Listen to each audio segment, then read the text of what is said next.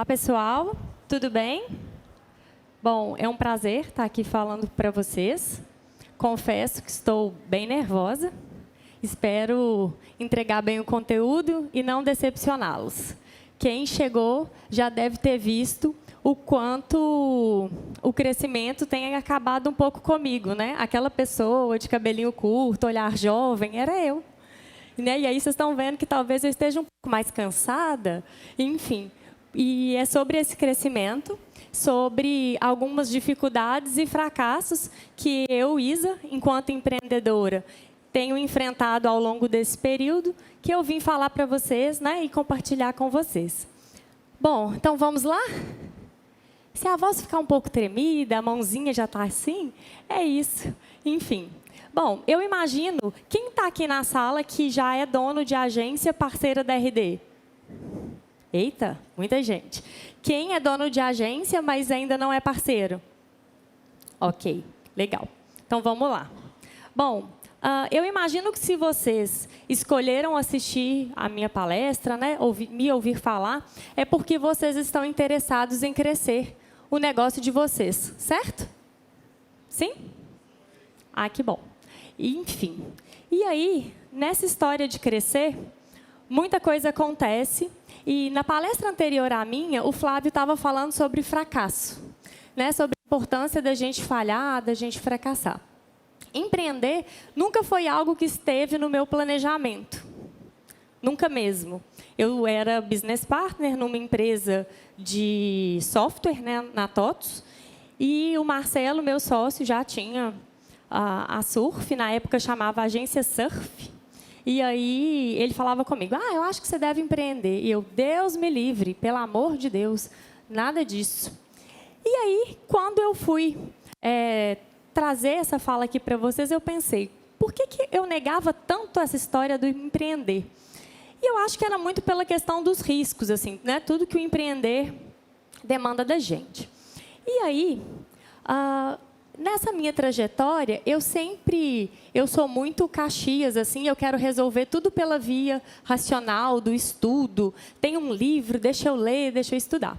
E aí, à medida que a Surf começou a crescer, eu comecei a sentir um mal-estar, que vocês não imaginam, assim, me doía no corpo, de ter dia de falar assim, eu não quero ir, mas não tinha opção, né? E aí, eu comecei a estudar sobre empreendedorismo, e sempre me veio uma questão. Quem que tem que crescer primeiro? A empresa ou o empreendedor? Tem gente que vai falar, é o empreendedor, porque à medida que a empresa crescer, aquele empreendedor já vai estar preparado para o crescimento.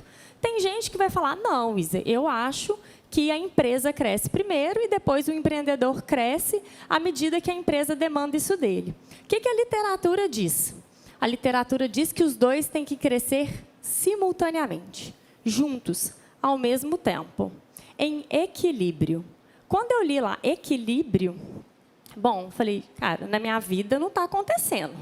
Eu não sei se está acontecendo na de vocês, mas desde que eu empreendo, equilíbrio é uma palavra que não existe mais para mim.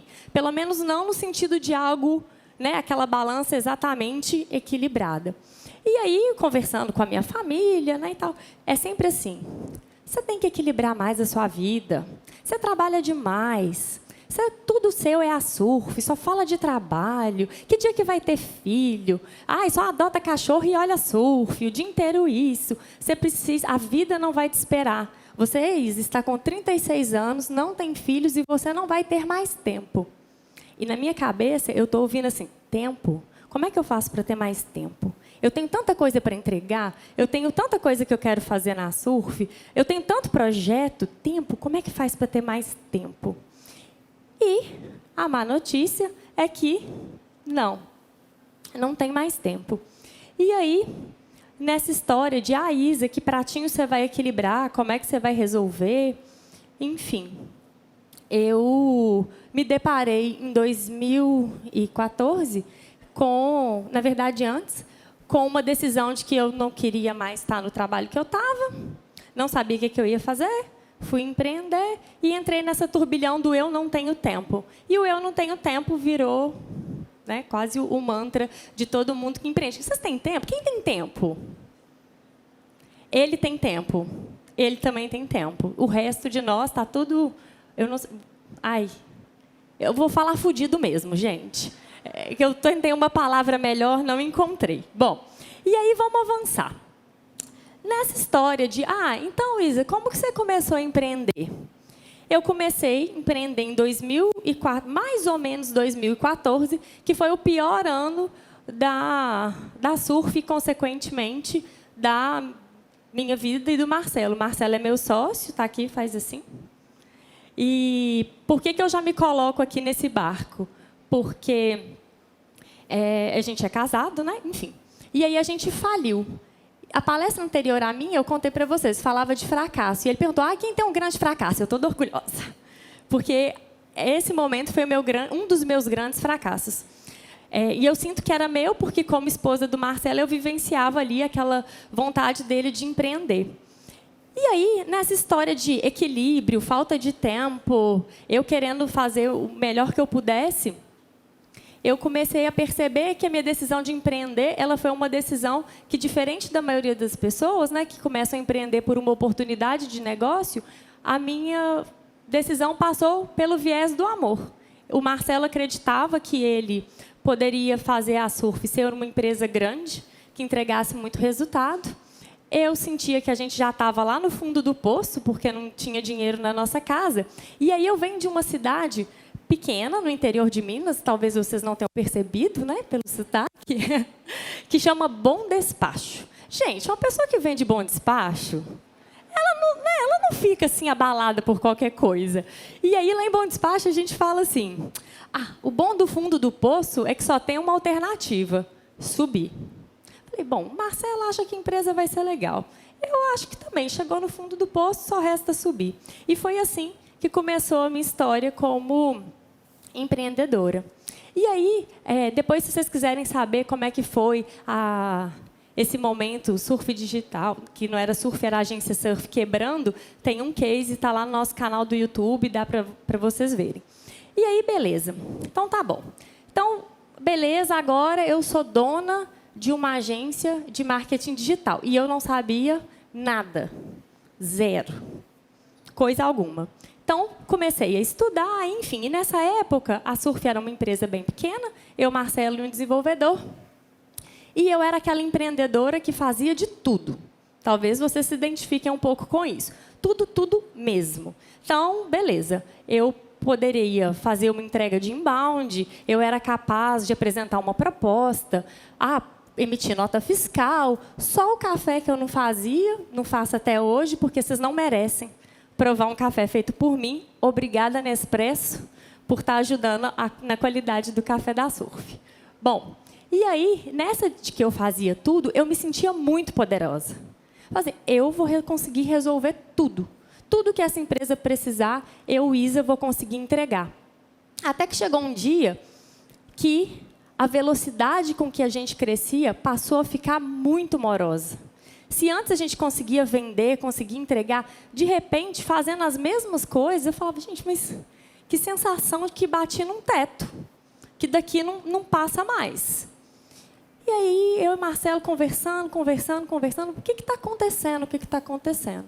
Vocês já tiveram essa sensação que vocês estavam bombando de crescer e, de repente, pá, não acontece mais nada e, teoricamente, o mercado não mudou, a sua entrega não mudou, seu preço não mudou? Já tiveram isso? Quem já teve, me ajuda.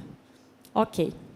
Bom, no nosso caso, e talvez possa ser o caso de vocês, o que estava acontecendo? Você fazer tudo para 2 clientes, ok. Tudo para 5, tá bom. Tudo para 10, meu irmão, já começou a ficar complicado. E aí, foi quando a gente percebeu que o meu olhar e o do Marcelo, ele estava todo dentro da operação. Porque a gente estava também na operação. E aí foi a primeira grande dor, que era que sozinhos a gente não ia chegar a lugar nenhum. E parece um pouco óbvio, assim. Mas tem 2 coisas sobre mim que eu preciso contar para vocês. Não são coisas bonitas, mas são realidades. Eu estava comentando com o Saraiva que a minha irmã uma vez me desafiou a começar a correr. Ó, eu corri só para ganhar dela, depois que eu ganhei, passou, nunca mais corri, tá, gente? Então, não sou atleta. E aí, eu comecei na história da corrida, me descobri muito barulhenta. Na corrida, você está lá, só com você e tal. E aí vinha uma voz, assim, falando dentro de mim, que era: você vai parar. Você é muito magra. Você não dá conta. Você está cansada. Ó o seu joelho doendo. Ó a coxa doendo. E aí, beleza, eu contei para vocês que eu corri só para um assunto específico com a minha irmã, beleza, barará. Mas a corrida me trouxe esse entendimento de que eu era uma pessoa barulhenta, que eu dizia coisas muito ruins para mim, que existe uma Isa má, sabe? Uma Isa negativa, assim. E aí, quando a gente precisou contratar, a gente contratava, mas eu não passava as coisas para quem a gente tinha contratado. Eu pagava as pessoas para eu fazer o trabalho delas. Falando alto aqui para vocês, eu estou me achando um pouco burra. Mas, de verdade, era o que eu fazia. E aí, qual que era o problema disso? Na minha cabeça, a Isa Mar, né, aquela vozinha, ficava falando: nossa, você custou tanto para ter esse cliente. Você vai pedir para fulano fazer? Não vai entregar do jeito que você entregaria, não vai entregar com a qualidade que você entregaria. E aí, a mesma Isa falava: eu sei o que eu tenho que fazer. Eu tenho que treinar essa pessoa. Tudo aqui no campo do racional. Só que o que a Isa Mar vinha e falava? Mas hoje você está tão ocupada, entrega só hoje e depois você treina. E o que acontecia? Esse depois nunca chegava. E aí, de repente, chegou um dia que eu falei para o Marcelo, eu acordei chorando, eu não sabia explicar, eu só chorava, um cansaço extremo, porque eu simplesmente não passava as coisas para o meu time. E aí, nessa história do cansaço extremo, eu entendi que ou eu resolvia ou eu resolvia. E aí foi quando eu busquei algumas ferramentas para me ajudar a delegar, porque eu já sabia que eu tinha que delegar, só que eu tinha que delegar bem. E o lado ruim que eu ia contar para vocês é que eu sou hiperrealizadora e hipervigilante. Isso não é coisa boa, isso é coisa ruim. Como assim? Toda vez que eu tenho um problema, eu começo a fazer um tanto de coisa. Só que eu não estou fazendo as coisas que eu tenho que fazer. Eu estou me ocupando de coisas para parecer que eu não estou enrolando, ao invés de fazer o que eu tenho que fazer. E o que é hipervigilante? Olha o nível de energia que eu gasto com coisa à toa. Eu ponho um despertador para tocar. Eu acordo antes para ver se vai despertar. Parece maluca? Parece. Enfim. E aí, imagina isso para o time. Para mim é um parto delegar. E aí, de todas as ferramentas que eu estudei, eu trouxe duas muito simples para vocês, que vocês já vão conseguir, na semana que vem, chegou na agência, botar em prática. Lembra? Hiperrealizadora, hipervigilante. Então, eu tinha que começar delegando o que, para mim, fosse fácil delegar. E aí, essa matriz me ajudou muito, que era: então, o que é urgente e o que é importante? Isso eu tenho que resolver agora. O que não for urgente e for importante, eu vou me planejar para fazer. O que for urgente e não importante, meu amor, essa aí vai. Então, por exemplo, às vezes ficar atendendo uma ligação de alguém que quer falar uma coisa com você. Cara, o que isso vai mudar do teu negócio? Zero. E aí, tinha coisas que eu percebia que eu fazia, tipo, saiu a notícia do não sei quem. Você tem que ir lá e tem que comentar. E isso acabava com o meu tempo. E aí, talvez aqui no 3, vocês vão ver, tarefas delegáveis. Poxa, Isa, sacaneou. Delegar tarefas delegáveis? Me ajuda, né? O que eu fiz para descobrir quais eram as tarefas delegáveis para mim? Aqui eu coloquei só 4 linhas, mas vocês podem colocar quantas vocês quiserem. Durante uma semana, eu listei tudo que eu fazia. Tudo. Respondi meu pai no WhatsApp. Comprei caneta, barará, suprimentos, por exemplo. Depois eu voltei classificando o que só eu, Isabela, podia fazer. E aí, gente, é para olhar sem vaidade. Porque a gente, dono, eu não estou perguntando o que só você faz maravilhosamente bem. O que só você podia fazer. Então, vou dar um exemplo prático. Eu, durante muito tempo, fiz o financeiro da Surf. E toma um tempo do caramba, né? Porque manda nota, aí o outro fala, emitiu não sei o que errado, e volta, e a cobrança, e não sei o quê. E aí, o que eu descobri? Que eu não precisava fazer os pagamentos, mas eu não estava disposta a abrir mão do controle financeiro. Eu posso botar alguém para fazer o pagamento e eu aprovo. Diminuiu muito o que eu tinha ali de tempo gasto com coisas que me oneravam. Mas, como tudo na vida, né? Sempre tem... Ah, peraí que eu passei antes. Opa, era louca. Aqui. Aí, nessa história, assim, eu falei, gente, mas o povo vai olhar e vai falar assim, ah, essa Isa. Então, eu quis trazer uma frase para vocês que eu li num livro que chama O Mito do Empreendedor, e que, quando eu li, eu fiquei brava, confesso, mas eu quis trazer para dividir a braveza com vocês, porque agora eu já elaborei e acho que essa frase faz muito sentido. Que, quando eu me vi fazendo as coisas que eu estava fazendo, essa frase foi para mim. Se você quer trabalhar em uma empresa, arranje um emprego, mas não vá trabalhar na sua empresa. Ou seja, eu estava virando funcionária da minha empresa e não gestora da minha empresa. Fiquei brava porque eu acreditava, né, que ia resolver tudo sozinha. Mas vamos avançar. Um outro aprendizado que eu tive, que foi muito dolorido para mim, e que em alguns momentos ainda foi que empreender é colocar seus valores à prova. Como assim, Isa? A gente até agora falou sobre delegar as atividades. À medida que o time da Surf foi crescendo, eu percebia que as decisões e as respostas, elas eram dadas sem que eu ou o Marcelo tivéssemos controle.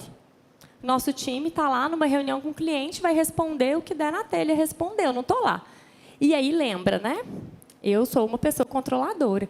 Aquilo ia me dando pânico. Eu pensava assim, gente, qual que vai ser a imagem da Surf no mercado? Eu estou construindo essa empresa, eu cuido dessa empresa com o maior carinho, com o maior afeto, com a maior dedicação, para alguém ir lá e falar alguma coisa que não faça sentido. Só que eu também não tinha alternativa. Porque chegou num ponto que eu tenho que ter time, não consigo mais entregar. E aí, é quando você olha e fala, delegar tarefa é fácil. Como é que delega decisão? Como é que a gente passa para o outro, então, coisas que para a gente são tão caras, são tão valiosas, que você está construindo ali, né, dando todo o seu melhor? Bom, e aí eu contei para vocês, né, que eu trabalhava como business partner na TOTS. Eu tive que acordar a Isa, gestão de pessoas, que existia em mim, porque ela, depois que eu virei empreendedora, ela resolveu entrar num sono eterno. Parece que eu tinha esquecido tudo que eu tinha estudado. E a única resposta plausível que eu encontrei foi... e te testa todos os dias, tá, gente? Foi criar ali uma... Opa, espera aí que eu não estou sabendo disso aqui, não. Criar uma cultura forte. E por que eu coloquei esse slide aqui? Conversando com meu pai, com a minha irmã, que eu estava extremamente cansada, que a Surf demandava muito de mim, mas eu não queria abrir mão, porque foi uma escolha que eu fiz, e eu gosto do meu trabalho, e tal. O meu pai virou para mim e falou assim, Isabela, olha só, o que aconteceria se você precisasse se afastar da Surf? Sua empresa sobreviveria? E aí eu pergunto para vocês, se vocês se afastarem da empresa de vocês, a empresa de vocês fica de pé? O dia que meu pai me perguntou isso, a minha vontade era só de chorar, porque eu sabia a resposta. Não. No primeiro ano, no segundo ano da Surf, foram anos em que eu cresci muito profissionalmente. E eu acreditava que aquele conhecimento técnico que eu me preocupei em adquirir nos 2 primeiros anos seria suficiente para levar a Surf em outros patamares. Assim, eu achava que, se eu tivesse uma excelência técnica, eu tinha tudo que precisava para ter uma agência de sucesso. E o que aconteceu é que, no ano 3, 2017, parecia que nada daquilo que eu tinha estudado era o suficiente. Que o meu conhecimento técnico não estava me ajudando. Ele me ajudava numa call comercial? Me ajudava. Só que por que eu estava fazendo a call comercial? Enquanto eu não estava olhando a estratégia. E 2017 foi um outro ano em que parecia assim, que nada acontecia na Surf. Nada. E talvez vocês estejam aqui, mas Isa, mas você ganhou o prêmio tal, você ficou 2º lugar em melhor case. Gente, mas é porque vocês não sabem as metas que eu tinha. Né? Então, uma coisa é o que está, né, o que está todo mundo vendo, e outra coisa é igual quando chega a visita. A gente arruma a casa. Né? A casa está bonitinha, mas o guarda-roupa todo bagunçado lá dentro, vocês não estavam vendo. E assim, 2017 foi um ano que eu questionei muito se eu queria ainda ter agência. Muito. A ponto de dar briga, de eu falar com o Marcelo assim, estou cansada disso, eu não sei se isso vai dar certo. Enfim. E por muito por essa reflexão assim que meu pai puxou comigo, porque eu pensava, gente, eu acho que tudo bem não ter férias 1 ano, 2, talvez 3, mas uma hora eu vou parar, uma hora eu vou quebrar. E se um dia eu quiser ter filho, se um dia eu quiser viajar, como é que isso vai acontecer? E foi muito no intuito de como é que então eu passo a delegar algumas decisões. Foi a partir de um código de cultura forte, que foi quando eu disse para vocês que eu resgatei a ISA RH que existia em mim. E talvez vocês vão ouvir várias palestras sobre a importância de ter uma cultura forte. E talvez, aí, não chamem a vozinha de vocês de Isa, não, para não ficar pesado para mim, a não ser que vocês chamem Isa, Isabel, Isadora, enfim. Então, cada um com a sua voz má aí, talvez a voz má de vocês está falando, mas eu não sou de RH, eu não sei fazer um código de cultura. A cultura da empresa de vocês já existe. Talvez até por um lado que vocês não gostem, mas ela já existe. Tudo que a gente faz, deixa de fazer, o que a gente valoriza, o que a gente pune, enfim, é a cultura. E aí, o que eu vou combinar com vocês? Por ser o nosso código de cultura, se alguém quiser receber o código de cultura da Asurf para se inspirar, para ver como que a gente fez, me chama no direct, ou na Surf, ou no meu, que eu encaminho depois para vocês o nosso código de cultura, tá? Ou então também, Isa, eu quero postar alguma foto da palestra, me marca e eu mando o código de cultura para vocês. Toda hackzinha, né, gente? Para melhorar a coisa do algoritmo, do alcance. Bom, vamos lá. Bom, lembra que eu falei que ter uma empresa vai colocar à prova os seus valores todos os dias? Ainda sobre valores. Eu falei aqui dos seus valores éticos, dos seus valores pessoais. Mas a empresa também vai colocar à prova os valores financeiros. Como assim? Precificar é uma das grandes dores de donos de agência. Quem estava na palestra do Ricota ontem, no Partner Day?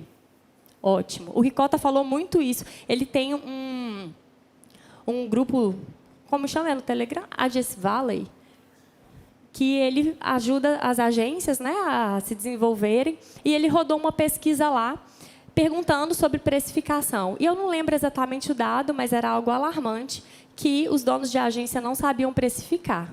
Mas eu, Isa, sabia. Eu seguia a cartilha ali, bonitinha. Custo hora, quantas horas que eu gasto para fazer isso, meu custo fixo, blá, blá, blá, blá, blá, tudo bonitinho. Só que o que foi acontecendo? À medida que a gente faturava mais, a nossa margem de lucro ia diminuindo.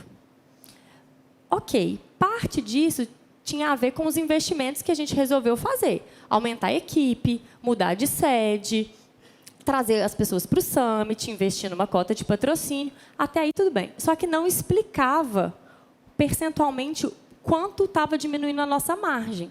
Falei, poxa, trabalho só está aumentando. Por que meu lucro está diminuindo? Por que a minha margem está diminuindo? E aí, vou eu lá debruçar em cima dos números. Nessa que eu estou olhando os números, eu percebi que eu estava cometendo um erro que muitas vezes a literatura não conta para a gente, que era, eu estava precificando em cima do meu custo atual. Qual que era o problema disso? A Surf vende contratos de longo prazo. Então, a gente tem contratos de 12, 24, 36 meses. Num universo de 12 meses, as coisas mudam muito. Pensa num universo de 24 meses. E aí, o que acontecia? Eu calculava ali o meu custo para prestar determinado serviço com aquele recorte. Em 12 meses, no mínimo, com toda certeza, se os seus funcionários forem CLT, vai ter um reajuste sindical. Comeu sua margem. E aí, em 12 meses, o seu time vai ter gente que vai performar, vai bater meta e que você quer promover. Comeu sua margem. Vai ter um recurso que saiu, uma pessoa que saiu da sua empresa, você precisou contratar outra e você quis trazer alguém com uma senioridade um pouco maior. Comeu sua margem. E aí, fica uma dica de ouro para vocês. Comecem a precificar contemplando também o crescimento. Aí a voz má falou assim, mas assim eu não vou vender, né, Isa? Esse ano, com o meu time de vendas e com o Marcelo, eu estava falando o seguinte, gente, o nosso objetivo não é vender por vender. Eu só quero vender se eu puder ter lucro. Vender por vender, eu só estou trabalhando. E eu sou ótima para arrumar trabalho. Agora eu estou precisando arrumar dinheiro. Então, mudem um pouco o mindset de vocês, assim, porque às vezes a gente quer a venda pela venda. Ah, tudo bem se for diminuir na minha margem. Não está tudo bem. Porque a primeira vez que eu entendi... vou contar em números para vocês. Quando a gente estava em 2015, a gente vendia contrato de inbound por R$ 2.500. Nossa, Isa, pelo amor de Deus. Sabe por que eu podia fazer isso? Qual era a estrutura da Surf? A Surf era dentro do meu apartamento, eu não pagava aluguel. Eu usava uma internet, que podia ser a internet que vocês têm na casa de vocês, porque eu não tinha um tanto de computador ligado. Eram 2 sócios e um funcionário CLT. O meu custo era pífio. Então, por isso eu conseguia vender a um valor baixo. Mas o dia que eu precisei fazer 2 contratações, cara, estava tudo errado. Tudo errado. Eu não tinha dinheiro para fazer aquelas contratações. Entende? Então, é por isso que eu estou falando isso para vocês. Parem de precificar só com o olhar do agora e comecem a olhar o custo desse crescimento também. Óbvio, gente, que tem que ter um parâmetro razoável, né? Nossa, eu quero abrir uma sede nova. Não é assim também, ok? Vamos avançar? Bom, aqui eu vou contar outra história para vocês, mas se você não sabe a regra do jogo, não tem como ganhar. Quero fazer uma analogia que é a seguinte. Eu tenho uma irmã, Sofia. A Sofia ela é 3 anos e meio mais nova do que eu, e a nossa família é muito pequena. Sou eu, meu pai e a Sofia, que eu chamo de Sofs. E aí, eu, uma pessoa super competitiva, como acho que vocês perceberam na equação que eu não contei da mãe, né? Minha mãe faleceu, a gente era muito pequena. E para o meu pai sempre foi muito valor eu e a minha irmã sermos unidas. Então, eu não tinha o direito de não brincar com a minha irmã. E com 3 anos e meio de diferença, tem hora que as brincadeiras são diferentes. Meu pai não me dava essa opção. E essa era a regra. Aí, o que acontece? Meu pai comprou para a gente um Nintendinho. Vício imediato em videogame, só que a Sofia tinha que jogar. Aí vocês imaginam uma pessoa de 4 anos jogando videogame. Não vai dar certo. E aí meu pai não me dava opção e eu ia brigando com ela e brigando porque ela me atrapalhava e eu queria ganhar e ela me atrapalhava. E aí meu pai virou para mim e falou assim: Isabela, eu não quero saber. Meu pai é militar, tá, gente? Eu não quero saber. Ou você se resolve com a sua irmã ou então eu vou jogar esse videogame fora. Bom, era melhor eu me resolver com a minha irmã. Qual foi a estratégia que eu tive? Minha irmã muito pequena, eu entregava para ela o controle sem estar ligado no console. Sofia, achando que estava ganhando, arrasando e se divertindo pra caramba. E eu aqui, pleníssima, discretinha, jogando para conseguir ganhar o tal do meu jogo. E por que eu estou contando essa historinha para vocês? Porque a Sofia não sabia a regra do jogo. Ela não sabia que o controle tinha que estar ligado no console para ela poder vencer. Se divertia muito? Se divertia. Até que o dia que ela entendeu que ela nunca esteve brincando de verdade. E eu trouxe essa história para falar o seguinte. Eu me sinto assim toda vez que meu contador liga. Eu me sinto Sofia, que ela... tô arrasando, tô crescendo. Quê? Me sinto assim. Porque empreender com essas regras tributárias, fiscais que a gente tem, é muito difícil conhecer todas essas regras. Poxa, Isa, agora sacaneou. Vai todo mundo ter que fazer faculdade de contabilidade. Mas eu pergunto para vocês, a empresa de vocês, para quem está no Simples porque é onde todo mundo está? Ou foi pensado de estar ali? Quando vocês estiverem faturando mais do que 4,8 milhões, vocês vão para o lucro real ou presumido? Quando que isso vai acontecer? Quanto de capital social você tem que ter à medida que você contrata mais gente? Quando que é bom entrar com investimento de terceiro ou até onde dá para crescer com capital próprio? Até essas regras, muitas vezes, a gente não sabe, mas a gente está ávido por crescer. Estou falando de mim também. Como que eu tenho resolvido essas surpresas contábeis? A primeira coisa a gente tem que ser amigo do nosso contador. Porque, não sei vocês, mas eu já tive alguns contadores que, se você não pede as coisas, ele te manda mas paga essa guia aí, gata, vai lá, vai pagando. Mas eles não entram muito como pessoas que estão ali para te orientar e dizer, olha, existe essa possibilidade.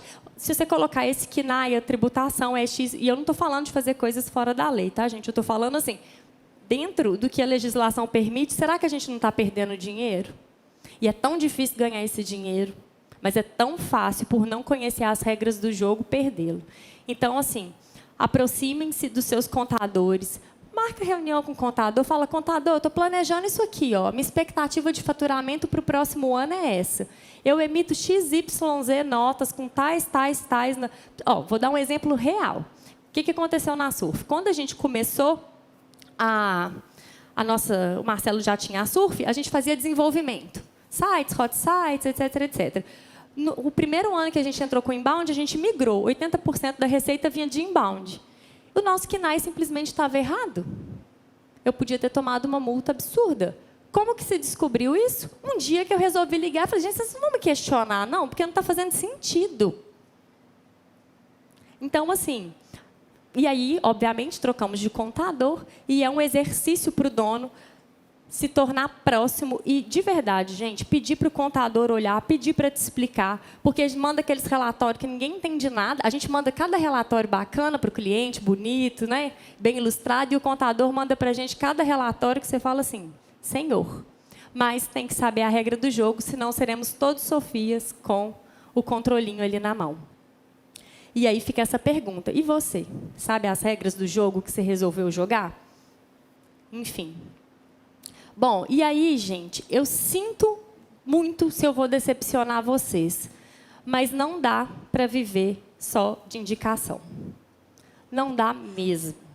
A gente que às vezes começa um negócio pequeno, e até quando a gente já tem um negócio maior, a gente fica muito orgulhoso quando chegam clientes por indicações. E é para se orgulhar mesmo, porque é sinal que a gente fez uma boa entrega, um bom trabalho. E, inclusive, é um canal de growth, né? Tá lá uma das etapas, referral, massa, desde que você use com estratégia. O que normalmente não é a nossa realidade. Normalmente é, deixa a vida me levar. Me indicar, me indicou, não indicar, não indicou. E por que eu estou falando isso? Vocês são profissionais de marketing. E como bons profissionais de marketing que são, vocês sabem que alguns canais, ou boa parte dos canais de aquisição de clientes, uma hora vão saturar. O seu networking, as suas indicações, além de ser canais que uma hora também vão se saturar, são canais que você não controla. Quem aí sabe quantos clientes indicaram outros clientes e quando esses outros clientes entrarão em contato com vocês? Quem souber, gentileza me ensinar. Porque se a gente não... Ah, ele sabe... Então, vai me ensinar. É muito difícil você ter essa previsão. Provavelmente, você está usando software e está fazendo alguma coisa com um viés de growth, correto? Aí, tá vendo? É isso. Aí, eu vou tirar o seu exemplo, não vai valer, porque eu estou falando daquela indicação assim, te indiquei, viu? Um amigo meu, e vai te ligar. É essa bonitinha, com a estratégia... Ok, é um canal de growth, massa, inclusive recomendo que vocês estudem. Mas, por que eu estou dizendo isso? Não estou dizendo para vocês não usarem indicações e o networking de vocês. Só estou dizendo que, à medida que vocês usam este canal de aquisição, construam outros canais de aquisição. Por quê? Porque todo canal de aquisição ele leva um tempo para amadurecer e você para amadurecer as suas estratégias nesse canal. Então, é muito mais fácil você trabalhar alguns canais simultaneamente, né? Então, você está trabalhando em indicação, legal, seus clientes estão vindo, você está construindo um outro aqui, porque a hora que esse aqui cair, você não tem que a sua empresa cair e aí você começa do zero para tentar rampear, etc. Fez sentido? Sim? Não? Massa. Bom, vamos lá. E aí, o nosso tempo está acabando, faltam 5 minutos, para vocês não se esquecerem dos pontos principais que eu disse aqui. A gente vive uma expectativa e ouve das pessoas que é importante ter equilíbrio. Na minha visão, na vida do empreendedor, não existe equilíbrio, a balancinha perfeita. O que existe é em que, em alguns momentos, a gente vai colocar mais foco e mais peso na empresa e vai desequilibrar um pouco a balança. Em outros momentos, você vai colocar mais peso e mais foco na sua vida pessoal, enfim, onde você quiser colocar. E não se culpem, está tudo bem, desde que você controle de que lado essa balança está mais pesada, desde que isso seja uma escolha sua e que não seja algo penoso e cruel para você. A gente falou também sobre a importância de delegar. Gente, delegar pressupõe confiar nas pessoas. E sim, as pessoas vão te decepcionar. Se elas nunca te decepcionarem, você não está delegando o quanto você podia delegar. E não tem jeito de crescer sem outras pessoas. Antes de delegar as suas decisões... e uma coisa que eu esqueci de falar para vocês. Muitas vezes, essa delegação das decisões, ela não vem porque você decidiu que agora é a hora de delegar. Começam a surgir lideranças informais na agência da gente. E essas pessoas começam a influenciar as outras. Então, quanto antes vocês tiverem uma cultura forte e trabalharem para fazer com que essa cultura se dissemine na sua empresa, melhor e mais rápido vocês vão conseguir crescer. Na hora de precificar, lembrar de precificar também o crescimento. Não precificar só o agora. Isa, eu tenho dúvidas de como precificar. Pode me chamar também no direct, eu vou deixar os meus contatos, que, enfim, se for uma demanda de vocês, eu posso explicar como é que eu faço, etc. e tal. A empresa vai testar sempre os seus valores e você, enquanto empreendedor, vai ter que se deparar com isso, né? O que para você é certo, o que não é, enfim. Mas, antes da gente encerrar, eu gosto sempre de compartilhar com as pessoas que me escutam algumas visões. Uma delas a única coisa que eu posso garantir para vocês é que, por mais que seja dolorido, que a gente sinta em alguns momentos que não está pronto, que a gente fracassou, enfim, eu continuo acreditando que as empresas devem crescer. Se vocês viram a palestra da Camila, né? Obviamente, ela estava falando de empresas altamente escaláveis, mas eu acho que o nosso negócio, enquanto donos de agência, não são tão escaláveis, mas são replicáveis, o que significa que existe para a gente boas oportunidades de melhorar as nossas margens, de melhorar os nossos negócios, e que a gente, sim, está no universo de incertezas e a única certeza é a mudança. Então, para a gente encerrar, uma frase que a gente usa muito lá na Surf é essa: You can stop the waves, but you can learn to surf. Espero que vocês tenham gostado.